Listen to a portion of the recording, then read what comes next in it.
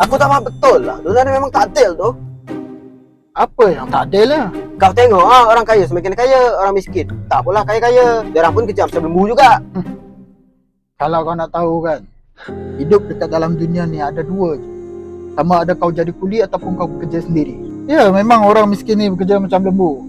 Tapi diorang pun kerja makan gaji. So sampai ke bila-bila lah diorang akan makan gaji. Sebab diorang tahu diorang takkan mampu nak ambil risiko di kemudian hari. Yang orang kaya ni pula diorang bersedia nak menghadap risiko yang ada di depan matanya sendiri. Walaupun diorang tahu ada buaya yang sedang kelaparan di depan tu, tapi diorang cabar diri untuk menantang. Yang paling penting, kau kena ada connection yang sangat-sangat kuat dengan orang-orang kaya. Baru kau akan jadi macam diorang.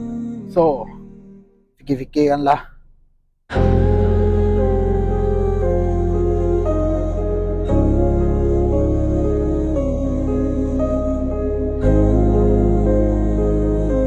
Dah kau ni sikit-sikit nadib. Kita ni pun miskin lagi tau.